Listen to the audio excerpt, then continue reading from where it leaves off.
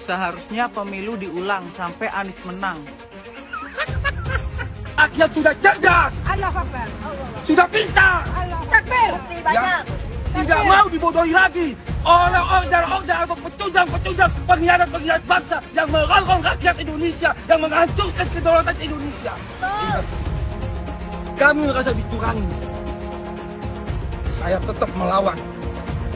Saya akan turunkan pasukan-pasukan, bahkan rakyat Indonesia saya serukan semuanya harus turun di jalan. Kampung KPU, kampung KPU, kampung KPU. Takbir!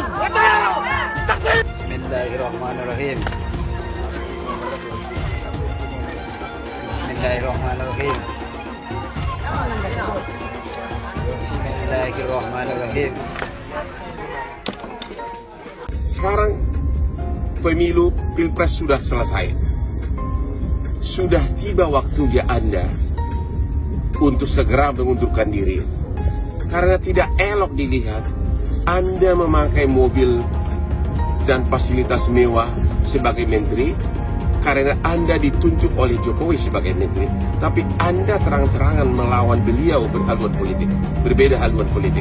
Mundurlah sebagai menteri baik-baik agar Anda terhormat. Jangan lengah, jangan terprovokasi, jangan terhipnotis oleh berita-berita maupun berbagai perkembangan yang dimainkan.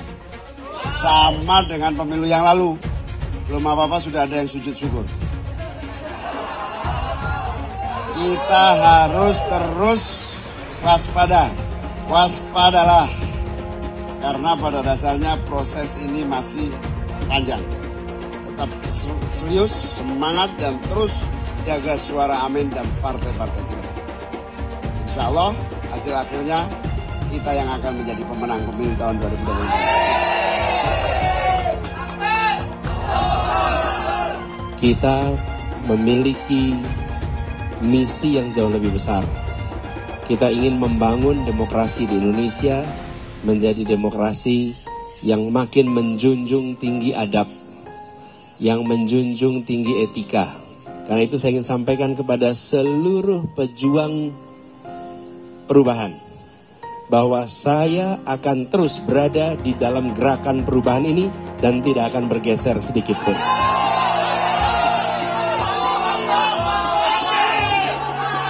Saudara semua, terus kita berjuang.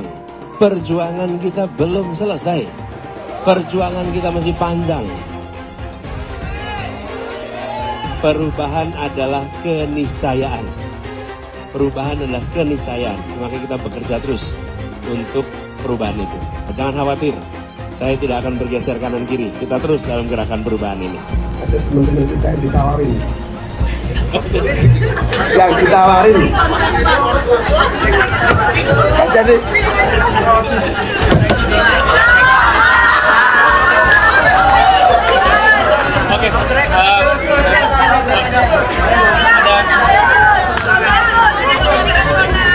Ini live.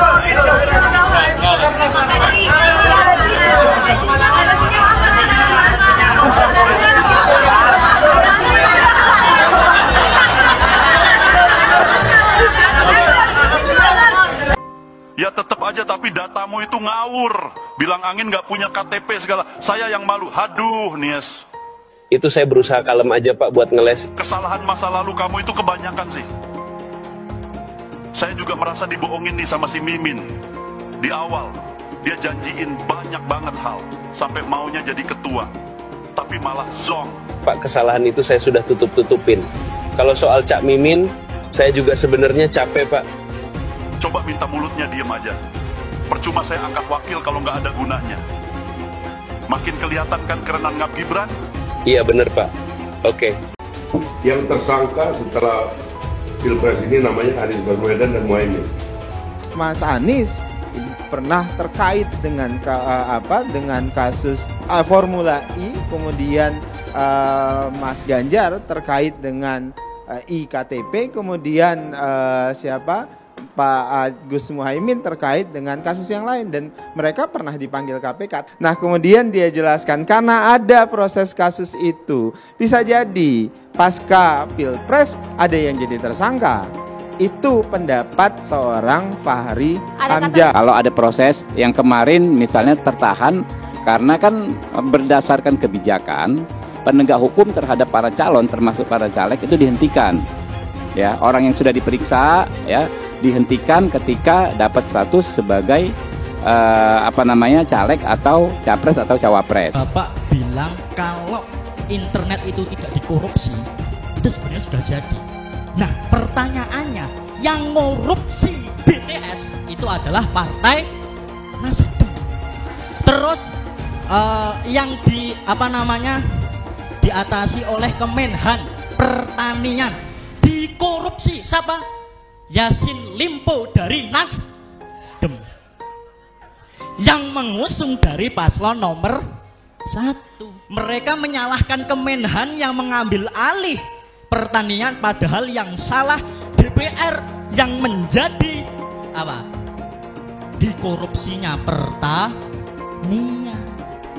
Harus kita tahu itu ya, jangan selalu sebar hoak-hoak yang tidak benar. Kita mengetahui bahwa paslon nomor 1 memang teoritis nampak bagus dan indah, kata-katanya dan lain sebagainya.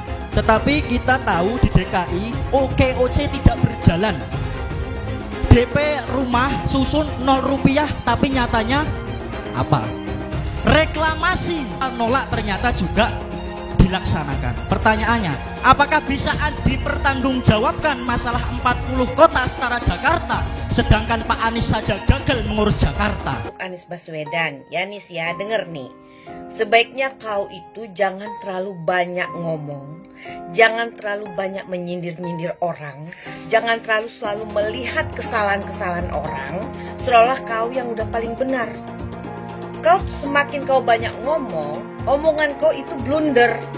Kau sendiri gak ngerti apa yang kau omongin. Sekarang A, besok berubah B. Sebaiknya kau tunjukkan kinerja kau aja, prestasi kau aja apa. Walaupun kau udah jadi gubernur gagal di DKI 5 tahun, nah jangan kau bikin juga gagal Indonesia ini. Ya, manusia yang terlalu banyak ngomong seperti kau itu adalah ciri-ciri manusia munafik. Manusia munafik sangat dibenci oleh Allah Subhanahu wa taala. Apabila berjanji dia ingkar dan berkata dia dusta. Ya, orang yang banyak bicara biasanya tidak bisa bekerja.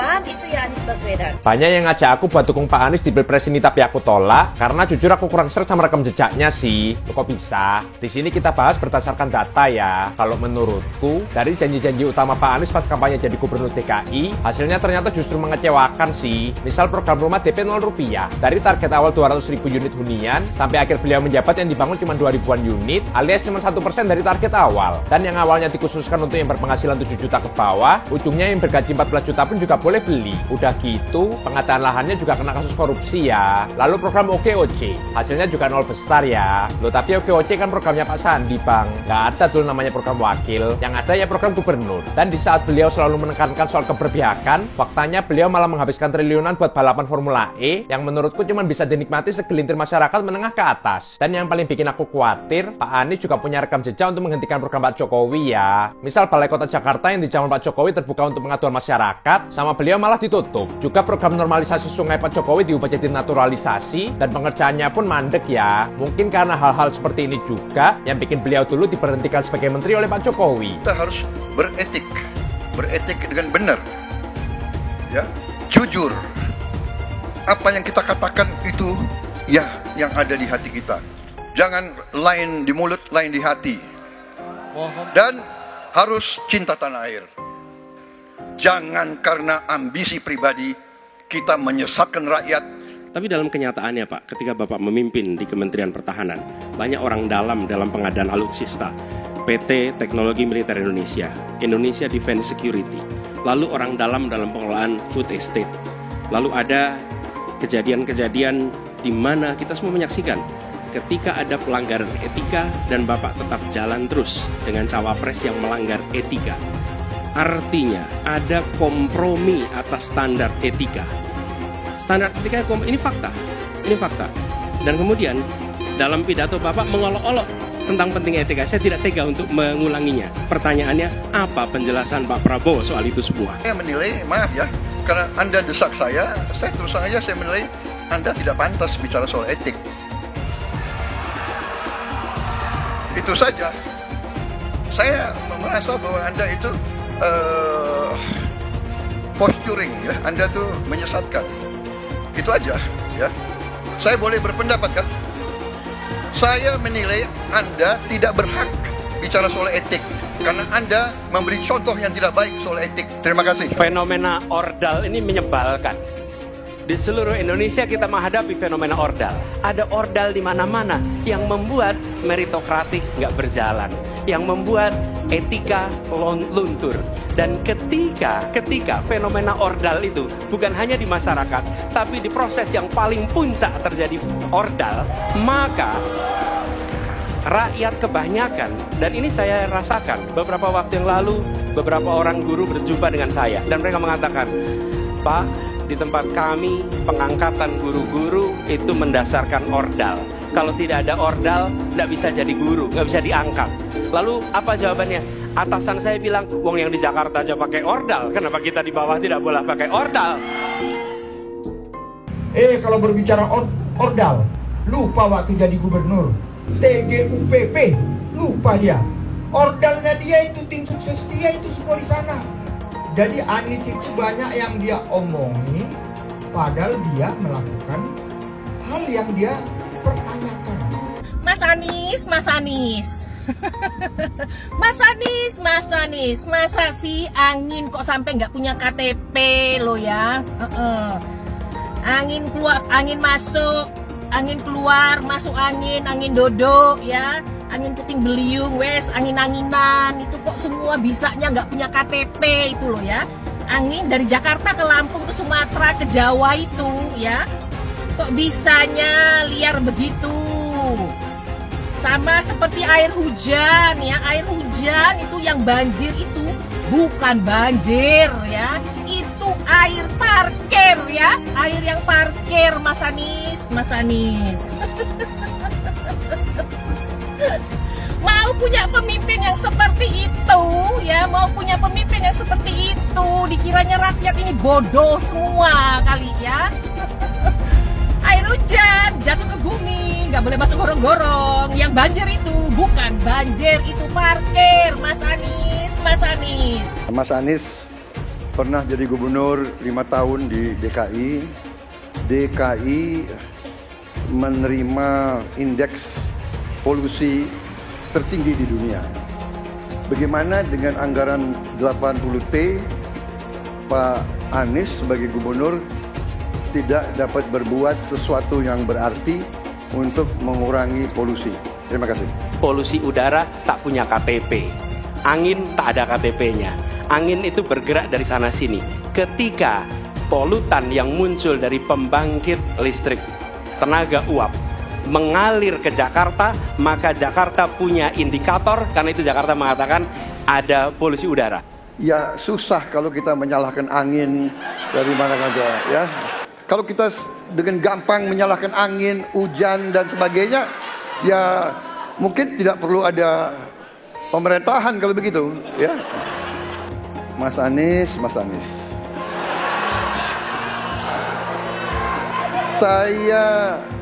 Saya berpendapat Mas Anies ini agak berlebihan. Mas Anies mengeluh tentang demokrasi ini dan itu dan ini. Mas Anies dipilih jadi gubernur DKI menghadapi pemerintah yang berkuasa. Saya yang mengusung Bapak.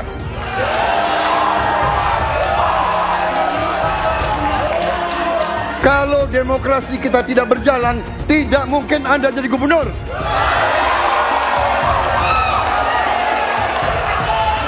Kalau Jokowi diktator, Anda tidak mungkin jadi gubernur. Saya waktu itu oposisi, Mas Anies. Anda ke rumah saya, kita oposisi, Anda terpilih. Apa yang bisa diharapkan dari Anies? Nggak ada. Jakarta amburadul, mimpin Jakarta aja amburadul, apalagi mimpin Indonesia. Anies itu perbual. Kayak mana apa karena perbual itu? Pembohong. Pembohong itu Anies itu. Gak usah dengar itu. Nggak layak jadi pemimpin. apalagi jadi presiden. Di Jakarta aja kamu tengok itu amburadul. Di Jakarta tingkat kemiskinan tinggi, pembangunan apa yang bisa dibangun Jakarta? Satu puskesmas pun bangunnya nggak ada, masjid aja nggak ada dibangun, mau ibadah. Di mana-mana kelebihan bayar. Apa yang bisa dibangun Anies? Satu aja nggak ada. Satu saja tunjukkan apa yang bikin Anies dibangun di Jakarta. Ganjar belum kampanye saja tetap di atas, apalagi sudah kampanye. Anies yang sudah keliling Indonesia, yang naik jet pribadi, keliling, jangankan naik, makin nyungsep ke bawah. Nah, masyarakat sudah tahu siapa Anies. Anies, siapa di belakangnya? Oligarki, satu. HTI, FPI. Masyarakat Indonesia bukan cari orang Yaman. Indonesia cari nyaman. Anies ini keliling-keliling Indonesia mau ngapain sih? Bingung saya ngelihat.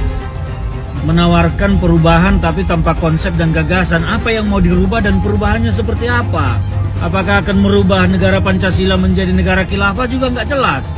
Jadi perubahan apa yang mau ketawarkan nih? Jadi jangan berharap dapat lotre lah nih tiba-tiba jadi presiden Indonesia. Nggak, Indonesia ini terlalu luas, terlalu besar. Jangan bermimpi lah. Bicara ke sana ke sini keliling Indonesia seolah-olah paham dan mengerti masalah negara. Lawang jadi gubernur aja 5 tahun kamu nggak ngerti masalah Jakarta. Apa yang kamu lakukan dengan Jakarta? Nggak ada nih, nggak ada. Masalah Jakarta segitu banyak tak satu pun yang selesai. Yang ada malah kerusakan bertambah. Anies hendak jadi presiden, hendak mengadakan perubahan. Perubahan apa nak kau buat? Nak kau balik Indonesia ni telontang jadi telangkup. Yang sudah maju dipandang mata dunia, hendak kau manakan lagi? Apa yang makanya kalau nak baca itu pidato tu, hendak merubah Indonesia, sebutkan apa yang hendak dirubah. Jangan kata rubah ada, tapi yang hendak dirubah tak ada. Serupa dengan rekam jejak. Lihat rekam jejak. Apa rekam jejak kau di Jakarta? Apa yang kau jaga di Jakarta? Bukan yang ada kalau jaga di Jakarta kau bilang rekam jejak, sekarang pidato dulu rekam jejak saja. Gaya orang nangkuk kau bodoh-bodoh saja, orang nak pidato kau pembodoh-bodohan. Kau anggap orang Indonesia ini bodoh semua, yang pintar orang Yaman. Yaman. Nantau kau Yaman kalian nantau. Bila ingin melihat apa yang akan dilakukan seseorang ke depan, maka lihatlah rekam jejaknya. Karena rekam jejaknya adalah prediktor terbaik untuk masa depan. Saya mensyukuri kenapa kalah, kenapa ditahan. Saya bersyukur atas itu semua. Saya coba bayangkan ya, kalau seandainya waktu itu kita menang gitu ya, hari ini belum tentu kita bisa nikmati seperti ini. Kita bersyukur 5 tahun Tuhan izinkan kasih ke orang yang pintar ngomong untuk kerja. Coba kalau kita bayangkan gitu ya, kalau kemarin saya masih jadi gubernur, ini saya udah turun ini. Tapi yang pintar ngomong itu dikira orang hebat kan? Ini lebih berbahaya tahun 2024. Langsung ketahuan karakternya. Langsung ketahuan itu. Di saya juga ada kutipan Pak di kamar saya Pak. Tulisannya, Jakarta telah mengambil keputusan yang fatal. Jangan sampai bapak politik identitas justru menang dengan cara menipu umat Kristen. Jadi kalau sekarang umat Kristen mendukung Anies, mereka akan membayar mahal kerelaannya untuk menukar iman hanya untuk kepentingan sesaat. Kita tahu Anies lahir dari apa? Politik identitas. Yang dia dulu melabeli kafir semuanya kepada yang non-muslim. Saya mintalah kepada muslim yang waras dan kepada kelompok minoritas. Janganlah Anda memilih pemimpin yang berkarakter seperti Anies. Elektabilitasnya Anies merosot ya seiring mulai terkuaknya kontroversi dari kepemimpinan Anies di Jakarta. Gen Z juga tahu kalau Anies adalah sosok yang didukung kelompok intoleran yang membuat Pilgub DKI 2017 menjadi sangat kotor. Politik identitas yang mengarah ke perpecahan seperti yang dikeluarkan pendukungnya Anies, yaitu Kadrun bin Kampret. Kafir lah, laknat lah, PKI lah, ya cuman itu doang kemampuannya. Itulah pendukung Anies. Jangan pernah takut melawan Kadrun yang cuma pengen Indonesia hancur. Presiden kita ini memecah belah umat. Kalau punya jejak pernah memecah belah umat, jangan dipilih. Kita lihat apakah pemimpin kita, calon pemimpin kita ini ya pernah menggunakan agama sebagai alat untuk memenangkan kepentingannya atau tidak. Kalau agama diperalat untuk merebut kekuasaan, jangan dipilih. Sekali lagi, kalau ada calon pemimpin yang punya rekam jejak memperalat agama untuk kepentingan politiknya, jangan dipilih. Bapak Politik Identitas Indonesia Anies Baswedan, Bapak Intoleransi Indonesia Anies Baswedan, jangan lupakan, jangan terlena, jangan sampai dia pecahkan kita dengan dagangan ayat dan mayatnya. Air itu turun dari langit, turunnya ke atap rumah langsung sumur bor, bukan ke sungai dan ke laut. Saya ingatkan, jangan ada lagi politik identitas. Jangan ada lagi politisasi agama. Penjajahan di depan mata itu di Jakarta. Kita semua pribumi ditindas, kini saatnya kita menjadi tuan rumah di negeri sendiri. Saya bilang, Nis, ente nggak bisa jadi presiden. Kenapa? Karena presiden adalah orang Indonesia asli, saya bilang. Anies, ibunya Arab, bapaknya Arab, kakeknya Arab. Mas Anies nikah dengan keturunan Arab. Menantu Mas Anies, anak Mas Anies nikahnya dengan Arab lagi. Jadi Mas Anies kalau merepresentasikan Indonesia agak kurang ke-Indonesiaannya. Mungkin 3% Indonesia aja yang bisa direpresentasikan oleh Mas Anies. PKI yang kita harapkan, Anies Baswedan yang begitu jelas Islamnya, 4 tahun 8 bulan jadi gubernur. Mana peraturan pergub saja yang melarang miras? Mana perda Islam apalagi? Yang akhirnya tidak berani juga menegakkan hukum. Banjir tetap banjir, macet tetap macet, kriminalitas Jakarta. Anda tahu, 2 menit sekali terjadi pencurian. Sekarang orang sedang euforia, dia mau dicapreskan. Bagaimana umat terjebak lagi, bodoh lagi, masuk lagi. Kalau misalnya memang Anies itu mau maju dan dia tekad mau menegakkan hukum Islam dan menyatakan perlawanan, saya penuh. Tapi dia tidak lakukan itu. Jangan hanya konsentrasi pada pembangunan benda-benda mati yang indah difoto dan bisa ditunjukkan dalam 5 tahun hasilnya. Kalau kita mau menilai sebuah janji, maka lihat janjinya atau lihat kenyataannya. Dulu janjinya apa ya? Dan ini aneh, betul-betul aneh. Ini bukan kampanye, tapi saya sampaikan sini. Di satu sisi menyiapkan jalur-jalur air untuk dikirim ke laut, di sisi lain di lautnya dipasang dengan pulau reklamasi, tinggal tunggu waktu jadi rob, air balik. Dan ini melawan sunatullah. Kenapa? Air itu turun dari langit ke bumi, bukan ke laut. Harusnya dimasukkan ke dalam bumi, masukkan tanah. Di seluruh dunia air jatuh itu dimasukkan ke tanah, bukan dialirkan pakai gorong-gorong raksasa ke laut. Jakarta telah mengambil keputusan yang fatal. Bukan banjir, itu memang parkir air. Bukan banjir, itu memang parkir air. Masyarakat berkeliling dengan membawa toa untuk memberitahu semuanya, termasuk sirine. Ibon 82 miliar. Apa alat transportasi yang dimiliki oleh hampir setiap orang? Alat transportasi yang dimiliki semua orang adalah kaki. Kalau seandainya orang Jakarta percaya Pak Anies jadi gubernur pun, saya berani jamin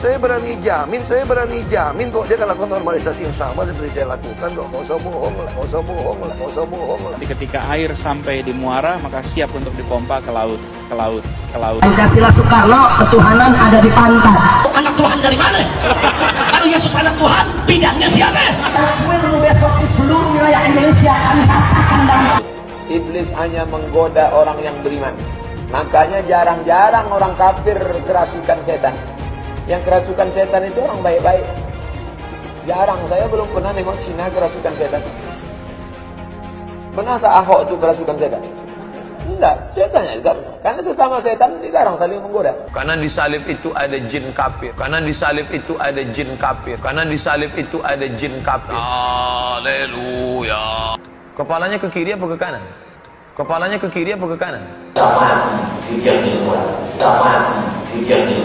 Tetap percaya salib itu lambang mulia, bukan jin. Kok ketawa? Aku nggak nyindir siapa-siapa loh. Saya nggak pernah mundur untuk kebenaran, keadilan, kejujuran dan peri kemanusiaan. Gue nggak pernah mundur. Dan gue nggak pernah takut juga sama lu. Siapapun yang rasis, gue akan hadapin.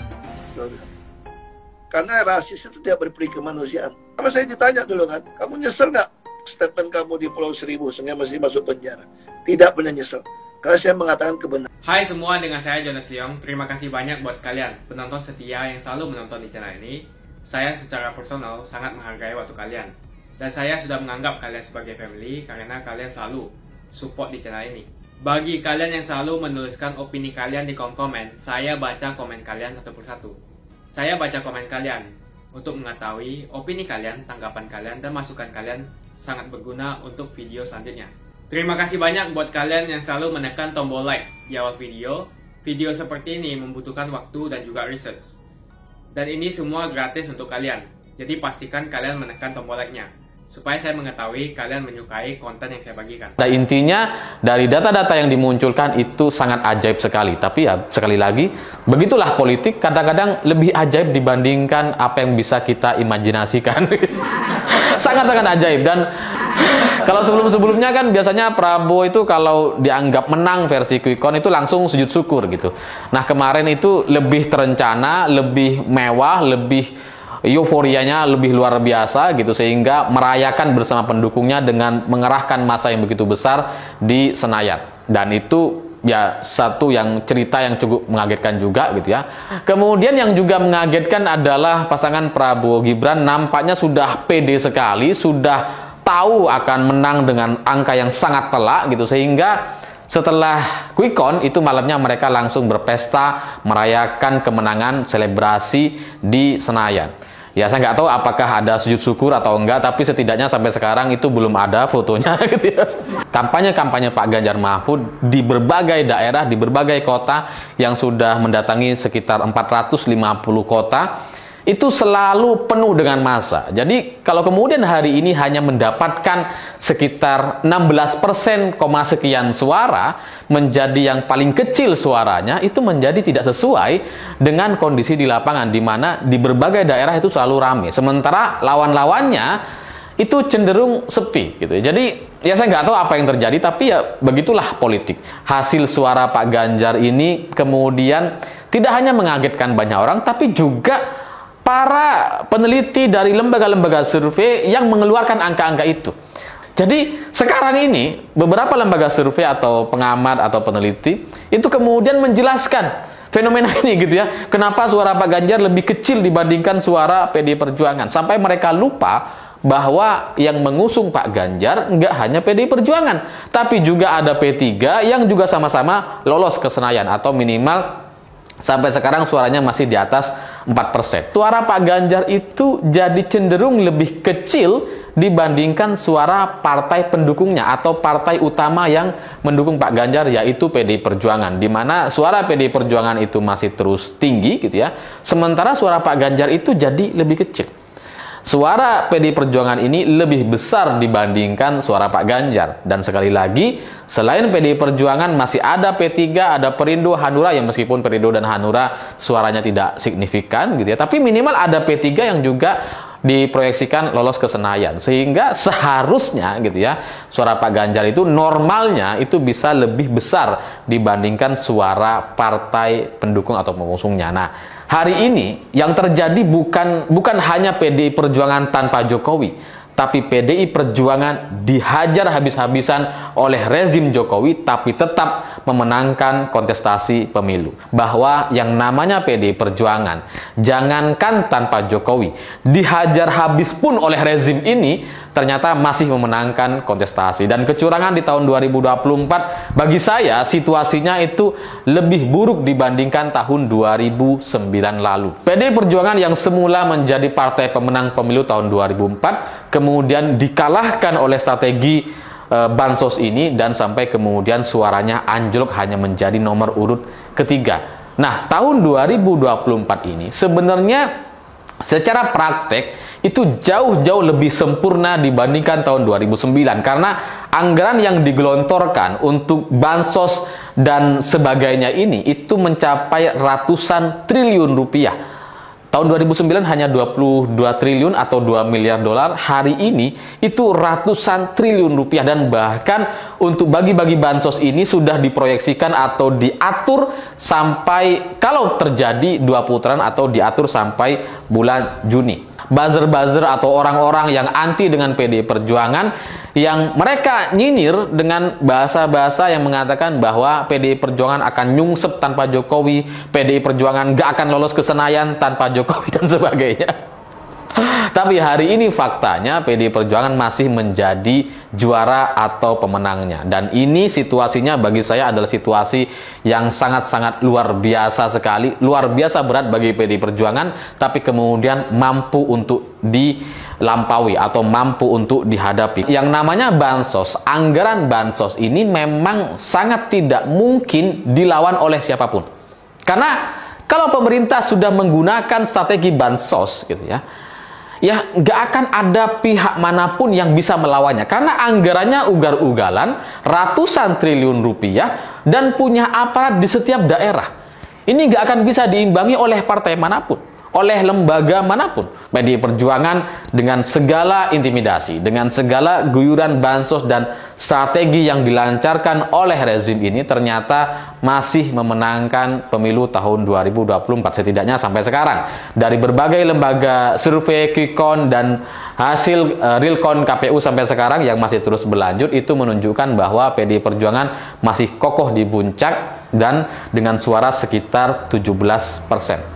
PDI Perjuangan tahun 2019 itu angkanya sekitar 20%, sehingga bisa memajukan capres-cawapres sendiri. Hari ini mungkin suaranya turun sekitar 17 atau 18%. Tapi pada intinya banyak partai yang juga suaranya turun gitu.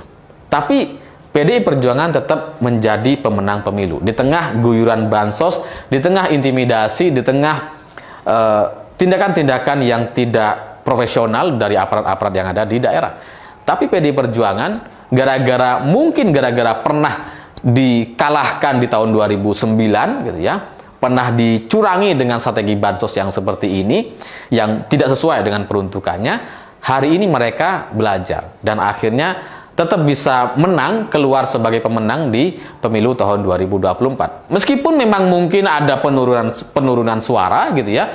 Pemilu itu hanya 5 tahun sekali. Pilkada itu ya cuma 5 tahun sekali. Jadi setiap pemilu, setiap pilkada, setiap pemilihan apapun di negeri ini harus menjadi satu pelajaran. Pelajaran penting bagi PDI Perjuangan. Di tahun 2009 mereka dikalahkan, hari ini mereka berhasil memenangkan kontestasi. Hari ini mungkin mereka dikalahkan, dicurangi dan sebagainya, tapi semua materi-materi itu, pelajaran-pelajaran yang didapatkan seharusnya bisa membuat mereka jadi lebih siap dan lebih kuat. Kalau Anies maju sebagai calon presiden, pasti dia akan menggunakan politik identitas. Ini adalah jawaban yang dilandasi dengan akal sehat dan melacak jejak politik di masa lalu. Ganjar misalnya, nasionalis tulen, PDIP tulen. Dia tidak akan mungkin memanfaatkan alasan agama, suku, ras untuk mengangkat dirinya atau menjatuhkan lawannya. Ini bukan saja karena elektabilitas yang sudah tinggi, tapi juga karena dia tidak mungkin mendorong masyarakat memilih dengan alasan identitas. Ganjar sebenarnya dikenal sebagai muslim yang taat, tapi dia tidak akan mengangkat isu itu untuk memenangkan kursi kepresidenan. Prabowo apalagi, keluarganya pun multi agama. Dengan kata lain, mengingat Jokowi yang sudah tidak maju lagi, kali ini hampir pasti Pak Prabowo tidak akan menggunakan politik identitas agama. Jadi, kemungkinan satu-satunya yang menggunakan politik identitas adalah hanya Anies Baswedan. Pertanyaan itu lantas saja menimbulkan amarah di kubu Anies, salah satunya dari kelompok khilafah.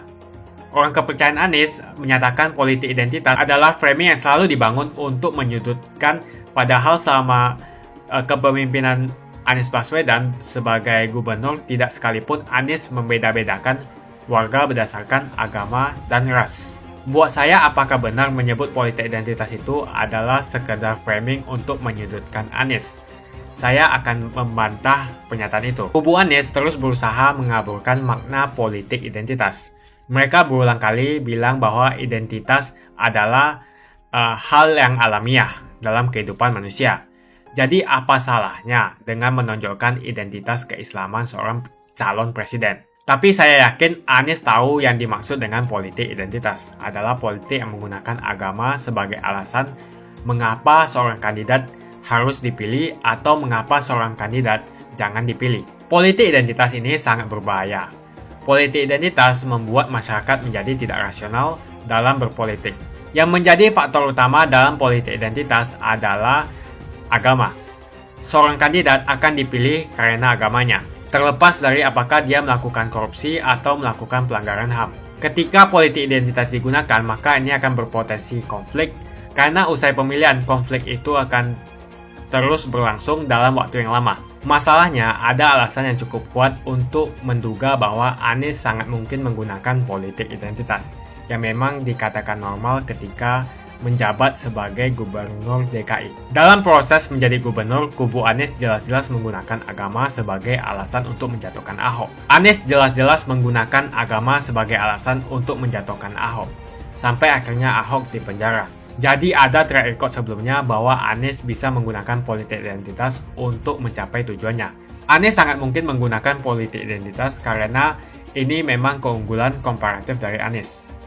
Dia mungkin saja seorang doktor dari Amerika Serikat, tapi rekam jejak kepemimpinannya sangat tidak bagus. Dia gagal sebagai rektor Paramadina, gagal sebagai menteri, dan gagal sebagai gubernur.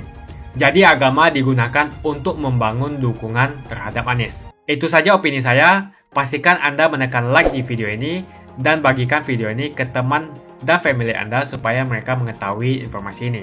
Jangan lupa tekan tombol subscribe dan bunyikan tombol loncengnya supaya kamu tidak ketinggalan info dari channel Jonas Leong. Dan saya akan jumpa kalian di video selanjutnya.